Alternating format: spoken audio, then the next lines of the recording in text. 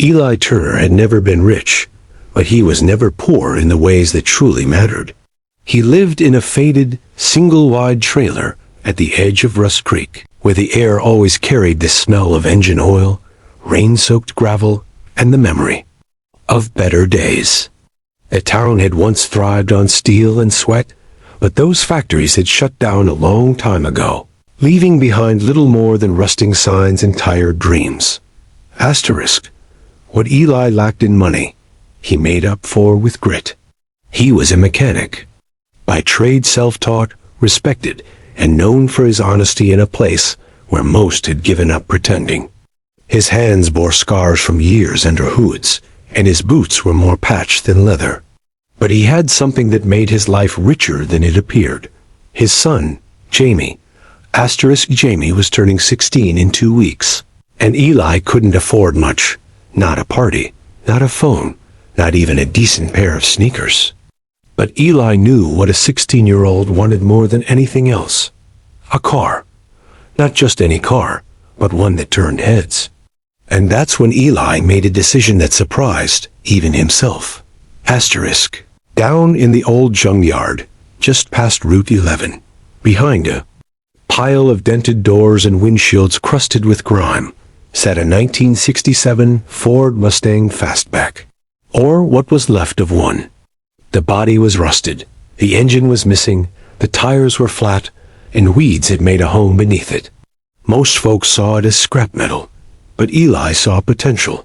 No, more than that, he saw a gift, a legacy, something a boy would never forget. Asterisk.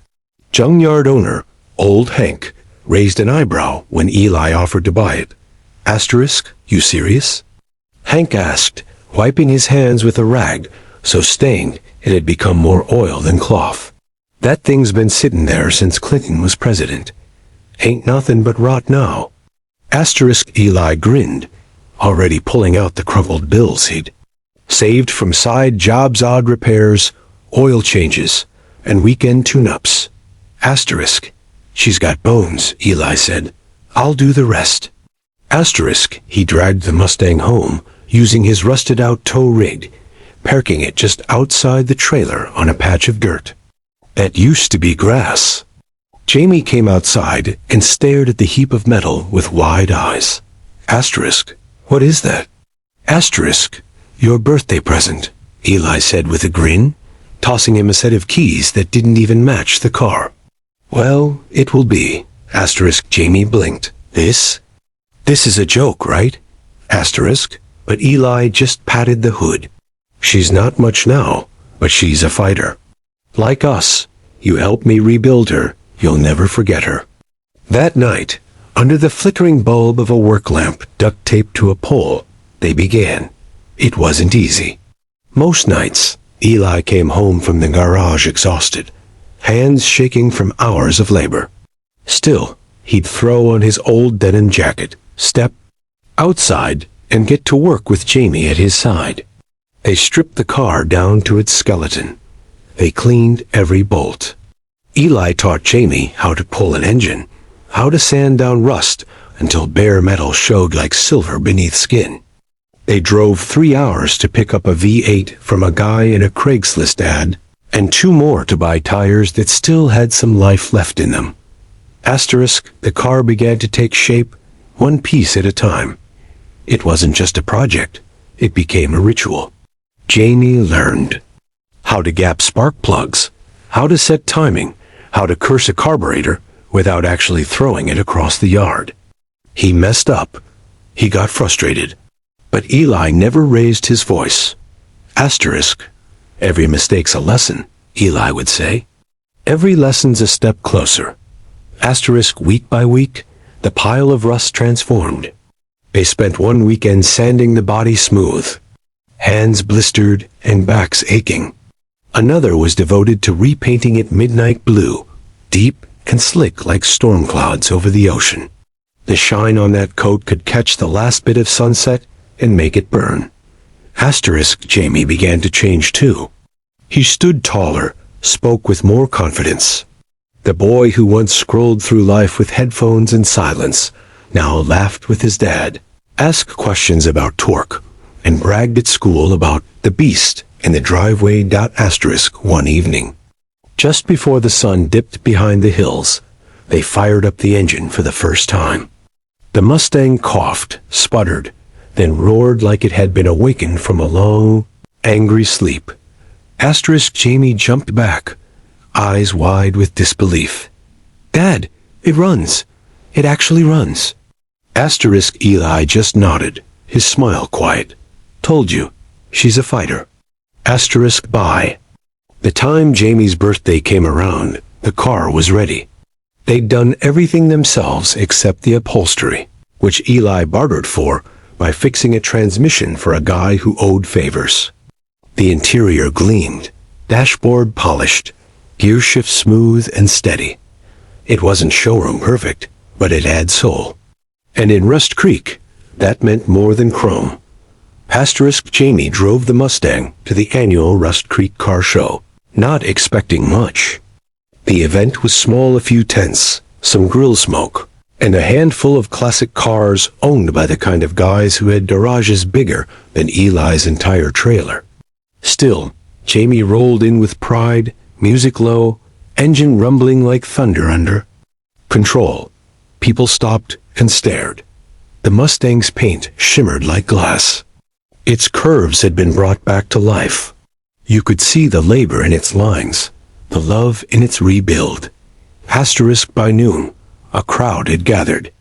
Among them stood a man in a white linen suit and polished loafers, flanked by two assistants and a glossy black Escalade parked nearby. It was Cole Maddox, Billionaire, known collector of rare vehicles, and the keynote sponsor of the event. Maddox approached the car, circled it slowly, and let out a low whistle. Who restored this? He asked, eyes never leaving the vehicle. Jamie gestured toward his father, who leaned against the folding chair nearby, arms crossed, a toothpick between his lips. "I did," Eli said. Maddox turned. "You did all this yourself?" "Me?" "And the boy?" Eli nodded. Maddox chuckled. "It's magnificent. One of the best restorations I've ever seen. I'll give you a blank check. Name your price." Jamie looked at his dad, heart racing. A blank check. That could mean college, a new home, a better life. But Eli just shook his head slowly. "She's not for sale." Maddox blinked, stunned. "Not even for $1 million?" Eli smiled. "Not even for 10. The billionaire looked between the car, the boy, and the man. He saw something he hadn't expected, something he couldn't buy. Not with all his money. Something he may have lost himself. Cole Maddox stood silent for a moment, the echo of rejection hanging in the summer air. The billionaire was not used to hearing the word no, especially not from a man wearing oil-stained jeans and scuffed boots. Around him, murmurs buzzed like bees. A few car show attendees paused their conversations to watch. The idea that the Cole Maddox had just been turned down by a junkyard mechanic was the kind of story Rust Creek would be telling for years. Jamie looked at his dad, unsure whether to be proud or worried. That kind of money could have changed everything, gotten them out of the trailer, maybe even paid for college, or at the very least, a garage with real heat in the winter.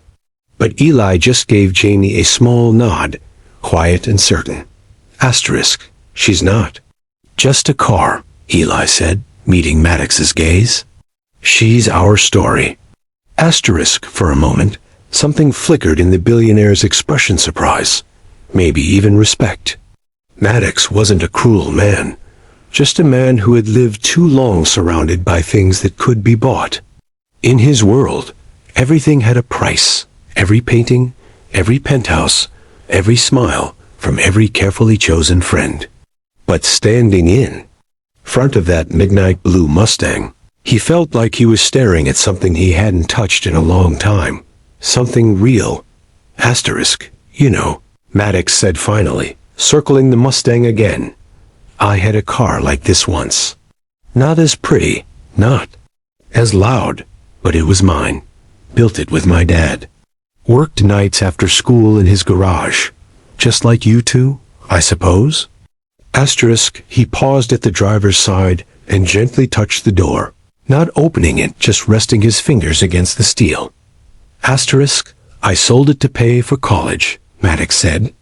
At the time, I thought it was a smart trade, and maybe it was.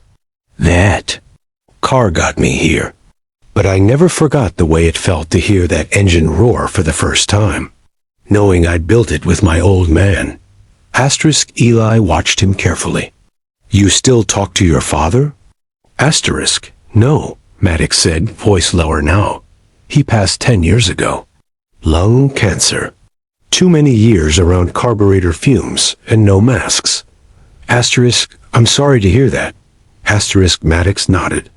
Then he reached into the inside pocket of his blazer and pulled out a small velvet-lined box, aged but well cared for.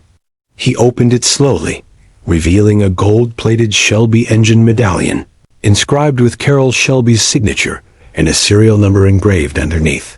Asterisk, this was given to my father by a man he once helped during a road trip in Nevada. Shelby himself, or so he always claimed. My dad kept this on the dash of our Mustang until the day we sold it. He told me this isn't a part. It's a reminder that what you build with your hands can last longer than your name. Asterisk, he looked at Jamie and extended the box. Asterisk, I can't buy your car. And honestly, I don't think I want to anymore. But this belongs with your Mustang now. You've earned it more than I ever did. Asterisk, Jamie hesitated. He looked at his father. Unsure. Eli gave a nod. Jamie stepped forward and took the box, his hands trembling a little. Asterisk. Thank you, Jamie said, barely above a whisper. Asterisk, Maddox smiled. Not the smug corporate smile people saw on magazine covers, but a quiet, human one. Take care of that car, kid. But take better care of the man who taught you how to build it. Asterisk, with that, Maddox turned and walked back toward his Escalade. The assistants scrambled to follow. But before he got in, he paused, looking back at Eli. Asterisk, you ever decide to open your own shop, give me a call. I've got friends who'd kill to work with a man like you. And I like betting on people who don't flinch when money's waved in their face. Asterisk, Eli gave a nod. Appreciate it. But I think I'm right where I belong. Asterisk, Maddox chuckled and slid into the SUV, which purred away moments later, disappearing into the dusty stretch of road beyond the town. Asterisk, the crowd around them slowly dispersed, but the moment lingered in the air, heavy with meaning. Asterisk, that night. Back at the trailer, Jamie held the medallion up to the light, watching how it caught the warm glow of the kitchen lamp. Eli sat at the small table, sipping coffee from a chipped mug, his hands finally resting after weeks of work. Asterisk. You really wouldn't sell it? Jamie asked. Even for $1 million? Asterisk, Eli leaned back in his chair. Son, you don't measure something's worth by what someone offers for it. You measure it by what it means to you. That car? We didn't just fix it. We rebuilt it. Together. Every busted knuckle. Every late night. That's ours. There's not a dollar in the world that could pay for that. Asterisk, Jamie nodded slowly. I get it now. Asterisk, you will, Eli said, smiling. Maybe not today. Maybe not even next week.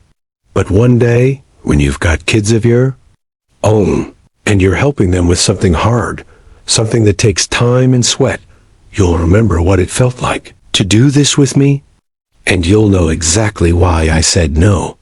A long silence settled between them. Peaceful. Full. Jamie stood, walked to the Mustang parked just outside, and gently opened the glove box. He tucked the medallion inside, right above the car's registration. Papers where it would stay hidden, maybe, but always present. A reminder of what they built. Asterisk in the weeks that followed. Life didn't magically change. The bills still came. The rain still leaked through the trailer roof. Eli still worked. Long days at the garage, and Jamie still wrestled with school and figuring out who he was becoming. But there was something different between them. Now, an invisible bond forged in rust, sweat, and steel. Asterisk, people around town began to ask Eli for advice, some even offering to bring their old cars by to see what he and Jamie could do. One guy brought in a '70s Chevelle with a dead engine. Another showed up with a half-restored Thunderbird and hope in his eyes. Eli didn't charge much, just enough to get by, but he let Jamie take the lead, guiding him, teaching him to listen, not just to engines, but to people. Asterisk, Jamie started a small Instagram page for their restorations. He called it Turner and Son. Garage. It didn't explode overnight, but something about the story, a father and son breathing life into forgotten machines, resonated.